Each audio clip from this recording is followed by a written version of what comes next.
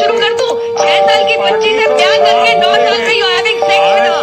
इससे prophet मोहम्मद ने Nupur Sarma, hinaan Anda sama dengan menghina ritual Hindu di Sarasvati.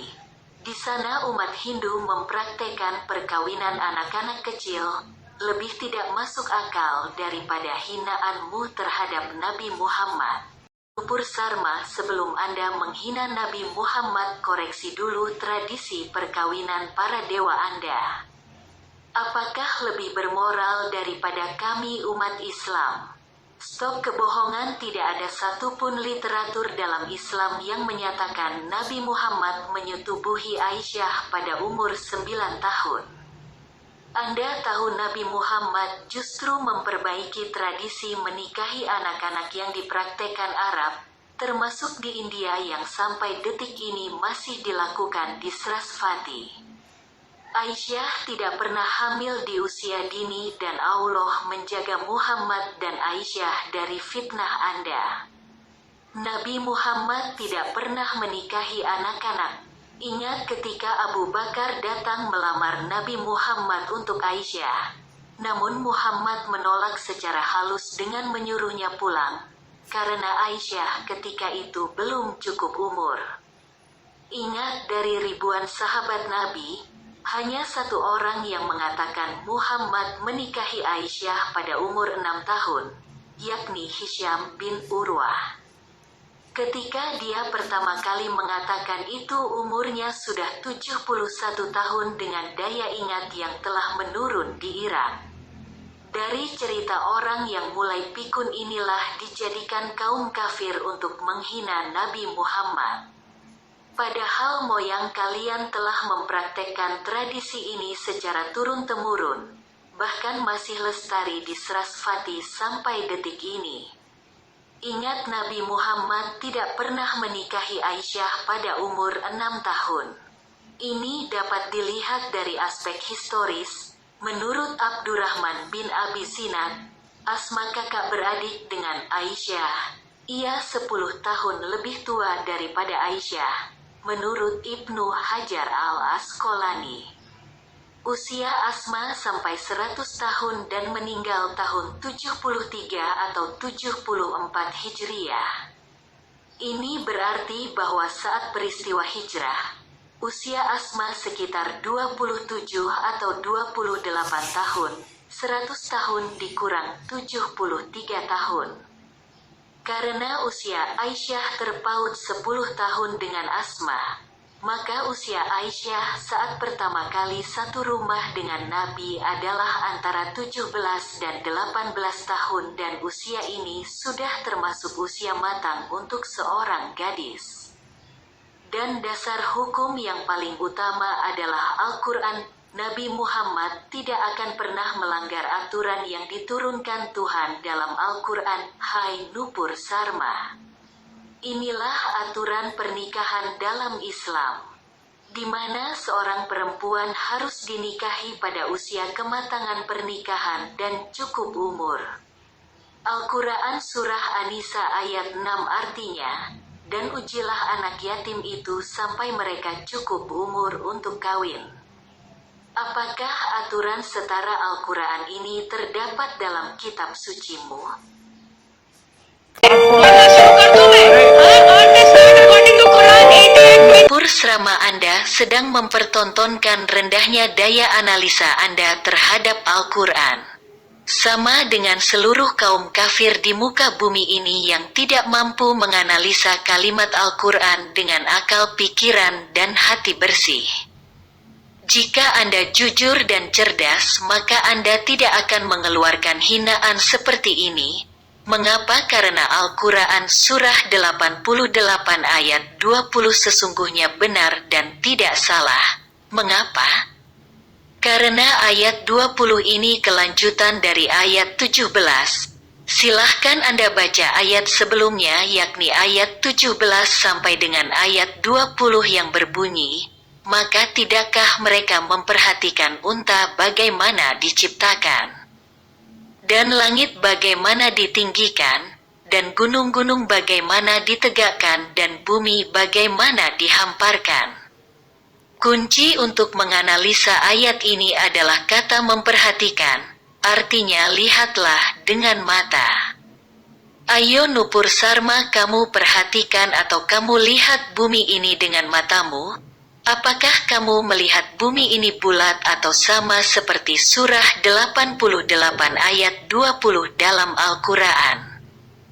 Yakni kamu melihat bumi ini datar seperti dihamparkan. Jika Anda jujur, waras dan tidak mabuk, maka pasti akan menjawab sama dengan saya bahwa setelah saya perhatikan atau saya lihat dengan mata saya secara seksama, maka bumi ini terlihat datar atau sejauh mata memandang seperti karpet yang dihamparkan. Mau bukti ayat 20 ini benar ketika Anda memperhatikannya dengan batas penglihatan Anda? Maka naiklah ke atas pesawat, perhatikan dengan seksama apakah Anda melihat bumi ini datar atau terhampar seperti karpet.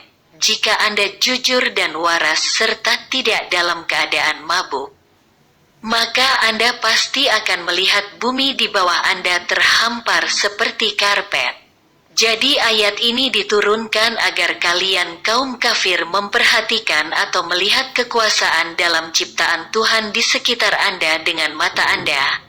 Dan Allah telah menetapkan hukum alam bahwa menurut penglihatan manusia bumi ini terhampar seperti karpet untuk apa? Agar mempermudah kita beraktivitas. Walau bumi ini bulat, tapi Allah menginstal mata manusia untuk melihat bumi seperti datar. Inilah salah satu bukti Allah Maha Tahu kebutuhan hambanya.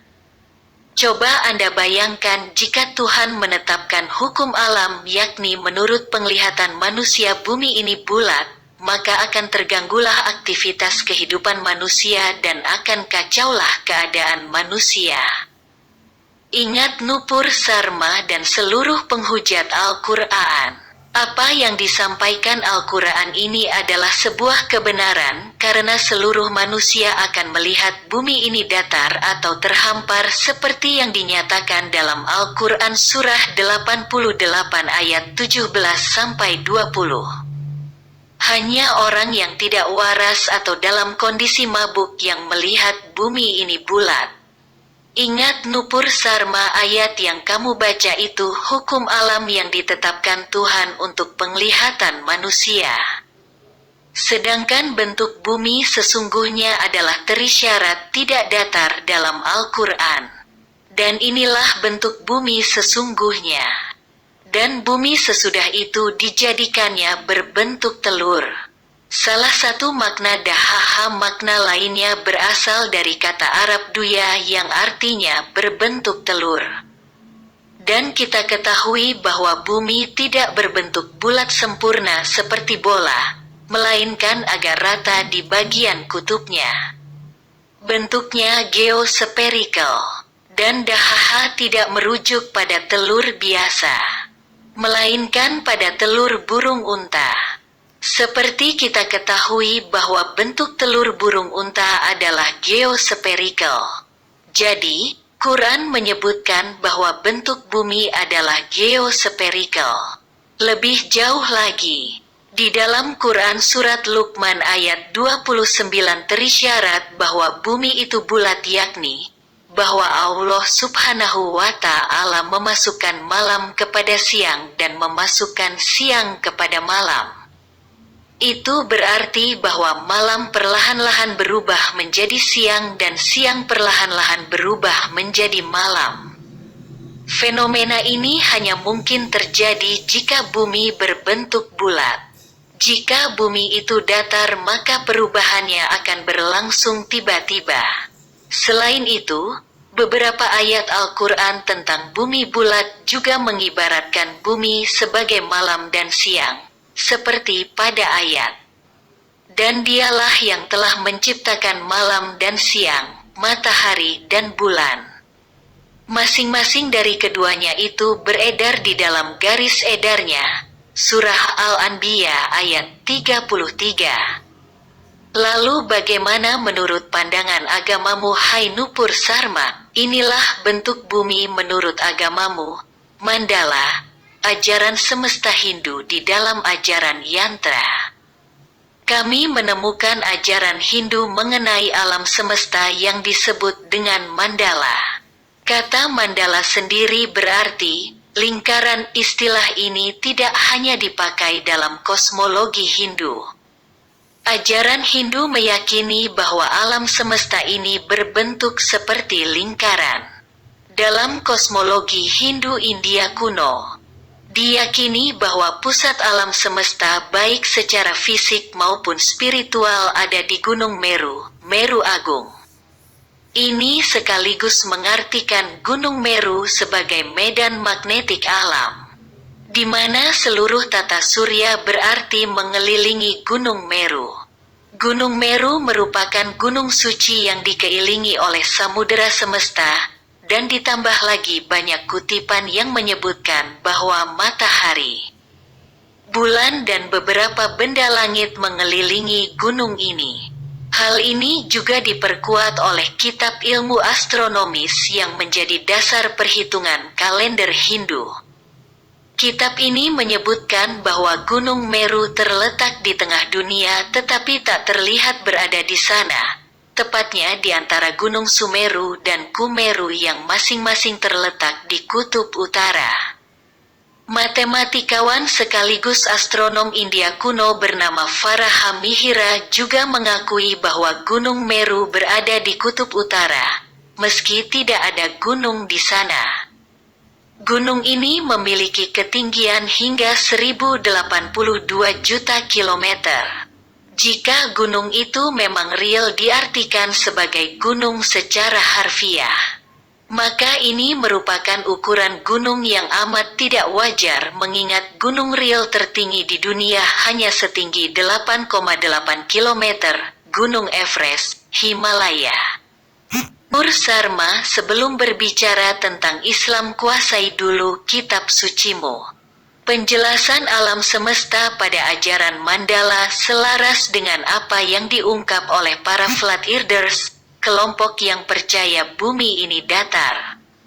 Kesimpulan, Nupur Sarma ternyata justru dalam kosmologi Hindu dinyatakan bumi itu datar.